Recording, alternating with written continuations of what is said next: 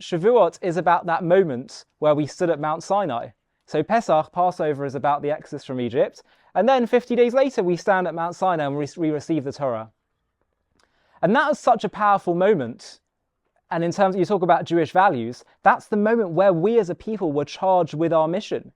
And we were given the document which outlines the values that are meant to define us and that we're meant to articulate to the world and set as a model society in our homeland.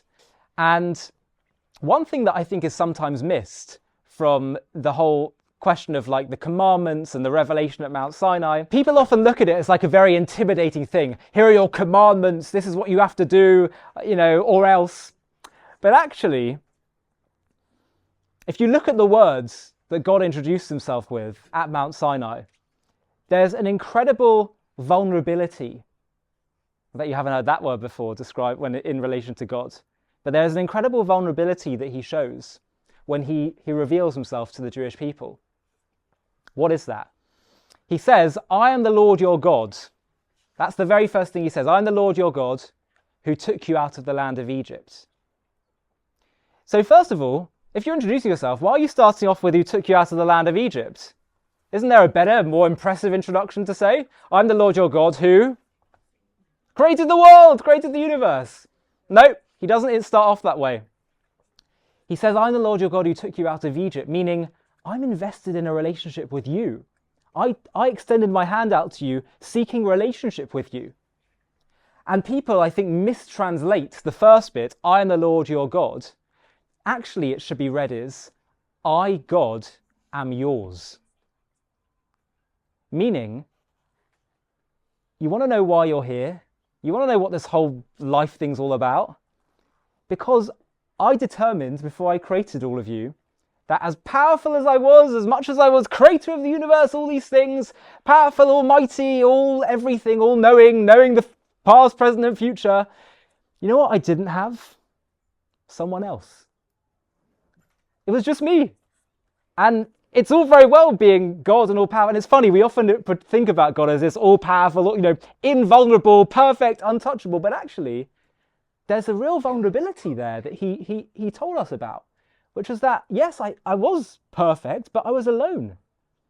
And the first thing he actually told Adam and Eve was what? The first thing he tells man is, it's not good for man to be alone. And you know why he said that? Man was created in God's image, so he's really also talking about himself. He's saying that I created you because it's not good to be alone, including for me. And so I'm seeking relationship with you.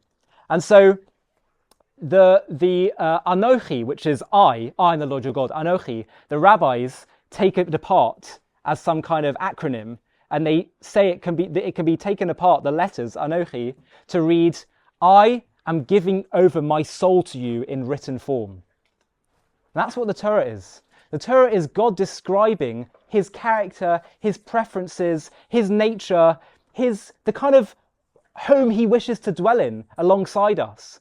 And so he says, commandments are really a very harsh term and perhaps not the best interpretation.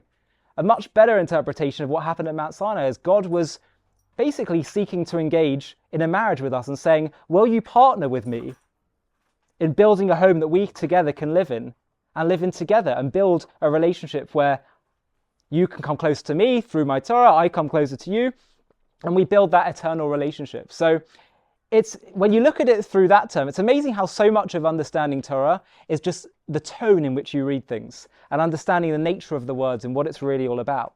So actually, all these commandments, all these things that happened at Mount Sinai, what God was telling us was not about the things you must do or else you're going to suffer. It was him declaring his need for all of us. Him needing all of us and telling us, this is what I need of you in order for us to build a relationship together. So suddenly, there's something I can do for him. Suddenly, it's an incredible revelation. It's an incredible realization that life is not just about me and my own needs. Actually, I'm here because I'm needed. And I think that's an amazing paradigm shift that once anyone gets into, it can be a complete game changer in your life. Because when life stops revolving around your own self and your own self-consciousness and your own needs, and suddenly becomes about what you're needed for, it's utterly liberating and bountiful in meaning. Hi, thank you so much for watching. To watch another one, click here. To stay up to date with all our content, click here to subscribe. And if you're able to, you can help support JTV to grow and grow by clicking join below this video, where you can become a member and get perks including early access to videos and private live discussions with me. But most of all, you'll be partnering with us on our mission to change the world.